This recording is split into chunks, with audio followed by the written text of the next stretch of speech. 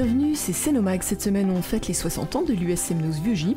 On découvre le travail pictural de Lucien Scoton, mais pour commencer, on commémore les 450 fusillés aux Savoyards de la Deuxième Guerre mondiale.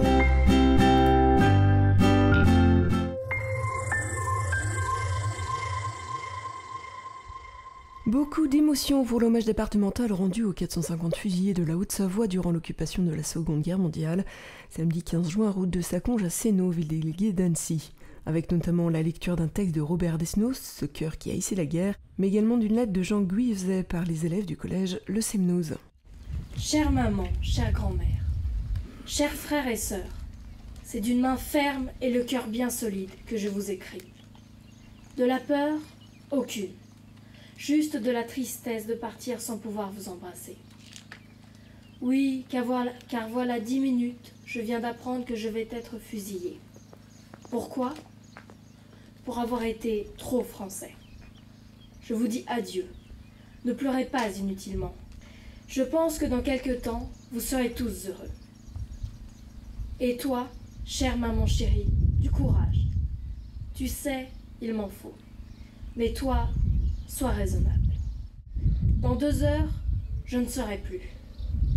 Mais je serai mort en bon français. Un qui vous aime, Jean. Mais au-delà de l'horreur de cette tragédie, vous avez pris votre essor enfant de la liberté pour rejoindre à jamais la longue lignée des héros lumineux, grâce auxquels nous devons jusqu'à aujourd'hui d'être un peuple de démocratie en paix. En tant que famille, profondément désireuse de ne pas oublier ton sacrifice, Adrien, à toi et à tous tes compagnons, victimes de la barbarie nazie, nous vous dédions ce poème de Robert Desnos, Ce cœur qui haïssait la guerre. Écoutez, je l'entends, qui me revient, renvoyé par les échos. Mais non, c'est le bruit d'autres cœurs, de millions d'autres cœurs battant comme le mien à travers la France. Ils battent au même rythme, pour la même besogne, tous ces cœurs. Leur bruit est celui de la mer à l'assaut des falaises. Et tout ce sang porte dans des millions de cervelles un même mot d'ordre. Révolte contre Hitler et mort à ses partisans. Pourtant ce cœur haïssait la guerre et battait au rythme des saisons. Mais un seul mot, liberté, a suffi à réveiller les vieilles colères. Et des millions de Français se préparent dans l'ombre à la besogne que l'aube proche leur imposera. Car ces cœurs qui haïssaient la guerre battaient pour la liberté, au rythme même des saisons et des marées, du jour et de la nuit.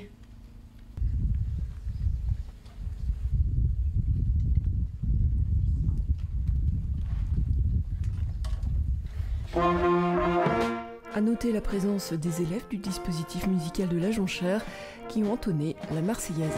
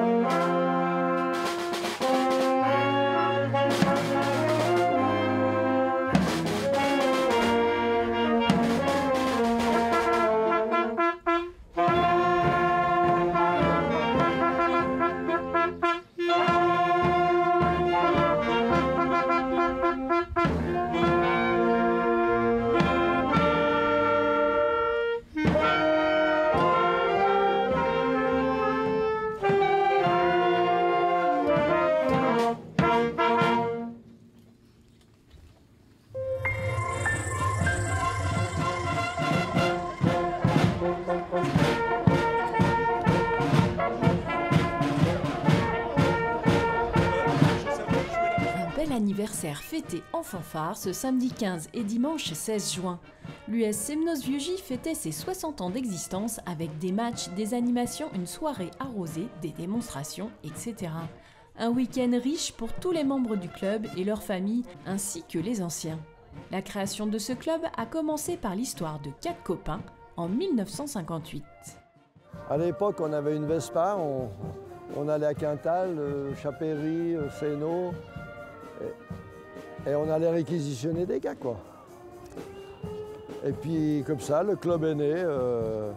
Par contre, le gros problème, c'était de trouver un terrain. Parce qu'à Vieux-Gy, vous voyez comment c'est assez vallonné. Et il y avait qu'ici, c'était relativement plat. Le terrain, il descendait de 2 mètres là. Enlever un terrain, 1 hectare de terrain à un paysan à cette époque pour taper dans un ballon, c'était tout un problème. Hein. Alors, heureusement, grâce au curé qui avait une certaine notoriété dans la commune, hein, on est arrivé à convaincre le paysan.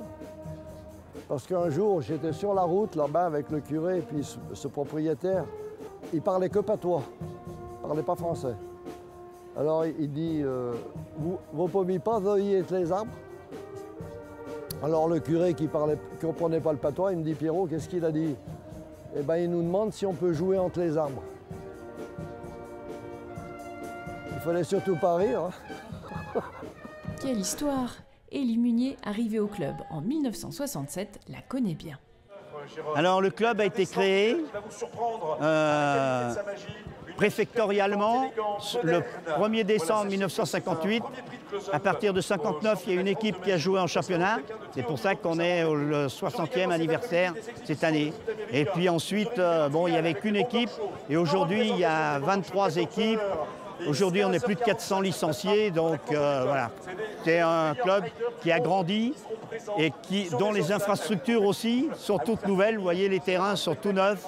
Un terrain synthétique, un terrain en herbe, un autre terrain en herbe, un vestiaire, toutes les installations sont toutes nouvelles. Et de génération en génération, on s'investit pour ce club familial et convivial. Mon fils a été aussi président après moi. J'ai un autre fils qui est là, qui est arbitre international. Donc le foot, c'est un peu le... Mes beaux-parents c'est eux qui ont tenu la buvette pendant 40 ans au club aussi. Donc voilà, on est né dans le club et on reste dans le club. Je suis dans le club depuis tout petit, je joue au foot depuis 6 ans et je suis rentré au comité il y a 8 ans et je suis vice-président depuis 1 an. Le monde du bénévolat se perd un petit peu, il y a de moins en moins de monde. C'est des choses qu'on m'a inculquées dans mes valeurs et voilà, j'essaye de donner du temps, celui que je peux, aux gens et puis au club, voilà, en étant amoureux du club. Ceux que je tiens aussi particulièrement à remercier, c'est ceux grâce à qui on est là aujourd'hui. C'est les fondateurs, ceux qui, il y a 60 ans, ont eu la bonne idée de se réunir et de se dire, tiens, et si on montait un club de foot à Vieux-Gy? Bon, la seule chose que je les félicite pas, c'est qu'à l'époque, ils pensaient que les filles dans le football, ça servait à rien. Mais ils ont été obligés, de toute façon, voilà. Donc je les remercie vraiment, cet esprit de copain. Tous les présidents avant moi se sont battus pour le garder et j'espère qu'on le gardera encore longtemps, parce que sinon, on sera plus Vieux-Gy. À Vieux-Gy, on joue avec son cœur, on joue pour son maillot. Et j'espère que ça durera encore longtemps. 2 jours de fête pour remercier les anciens, pour se rappeler l'histoire du club et pour partager tous ensemble de bons moments festifs et sportifs. Le but, c'était de rassembler le maximum de personnes, sur le maximum de générations possibles, suivant les âges, et de s'entourer de compétences diverses pour pouvoir créer un événement qui soit à la hauteur de celui de ce week-end. Et ce comité de 20 personnes a décidé d'organiser une fête des sports comme le club en faisait dès 1969. Mais qui n'existe plus aujourd'hui. Alors cette fête des sports, c'était la kermesse du village. C'était l'occasion de tous se retrouver. C'était l'occasion de voir tous les joueurs en fin d'année. C'est l'occasion d'avoir du monde, de rencontrer les anciens, les nouveaux. Voilà, c'était vraiment la fête. Et en plus, on parle de fête des sports parce qu'il n'y avait pas que du football qui était intégré à la fête. Aujourd'hui, on a du tir à l'arc, on a du VTT, on a des majorettes, on a un peu d'autres sports que les gens peuvent connaître quand ils participent à la fête. Dimanche matin, vous pouviez participer à un challenge famille, écouter la fanfare L'écho des mûriers et prendre l'apéro en compagnie du célèbre magicien Jérôme Elfenstein. On essaie d'en faire un vrai, c'est ce que tu voulais. Vous êtes prêts? Un morceau de papier de main, regardez, je le plie tout doucement. Quittez pas les doigts. Vous savez que même chez un magicien, ça ne quitte pas les mains et pourtant. Entre mes doigts, regardez bien, il y a un morceau de papier et un seul. Toujours 100, Et là, regardez, ça va très vite. On a exactement un billet et un seul. Et c'est exactement pile poil, yes. J'ai gagné 95 balles. Bref, un week-end anniversaire pour tous. les anciens comme les petits nouveaux, et à l'image de ce qu'était le club dans les années 70-80, mais avec de magnifiques équipements en plus. Allez, longue vie à l'US Semnoz Vieux-J.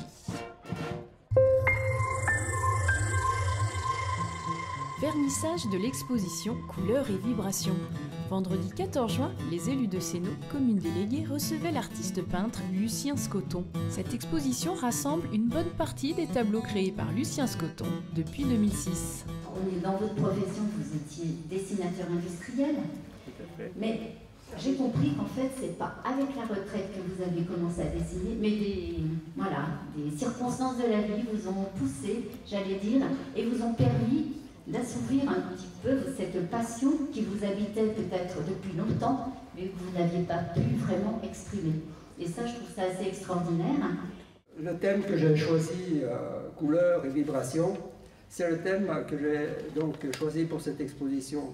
De mon origine italienne, j'ai toujours été attiré par les couleurs, les matières, les vibrations et les reflets. De mon ancien métier de dessinateur industriel, j'aime la rigueur du trait, les perspectives, ainsi que le travail sur les formes, la recherche de nouvelles techniques. Cette exposition est assez éclectique. Elle me ressemble avec mes humeurs, mes joies et puis mes peines.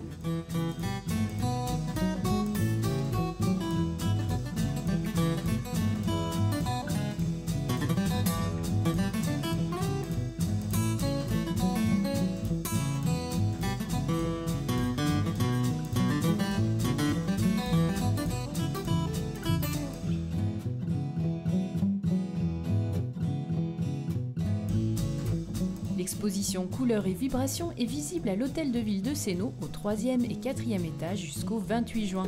Alors venez vite la découvrir. Et si vous aimez plus particulièrement l'un de ces tableaux, ils sont à vendre. N'hésitez pas à contacter le par mail à lucien.scoton.perso@gmail.com.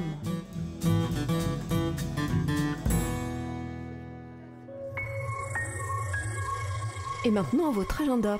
L'Association des commerçants et artisans d'Annecy, Commune Nouvelle, les Vitrines du Lac, ont offert une séance en plein air avec le film Cro-Blanc, jeudi 13 juin dernier. Tout l'été, profitez de séances en plein air avec l'Auditorium Sénaux, avec les films suivants.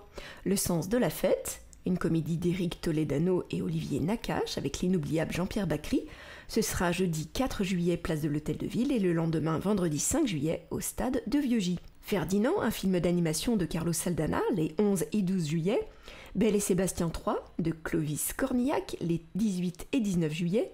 La Chèvre, le film culte de Francis Weber avec Pierre Richard et Gérard Depardieu, les 25 et 26 juillet. Et pour finir, Hôtel Transylvanie 3, les 1er et 2 août. Rendez-vous donc à 21h30, soit place de l'Hôtel de Ville, soit au stade de Vieux-J. Pensez au pique-nique et à votre siège. Les élèves du Centre Artis et Artistique présentent le travail d'une année, classique, jazz, hip-hop, contemporain, en tout cas c'est à chaque fois de la danse, il y en aura pour tous les goûts. Brut de danse, ce sera les 27, 28 et 29 juin à l'Auditorium Sénaux. Zik en butte, le Vieux Sénaux nous prépare une superbe soirée musicale samedi 29 juin sur la butte Saint-Martin avec les groupes The Marlas Singer Band et les Contretemps. C'est à partir de 18h. La médiathèque de Sénaux propose des espaces de lecture dans la ville en plein air.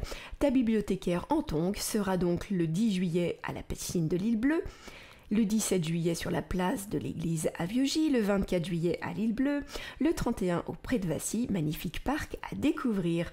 Offrez-vous une pause en famille pour lire des albums et des livres pleins d'imagination. Ta bibliothécaire en tongs reviendra à l'Île Bleue les 7, 21 et 28 août.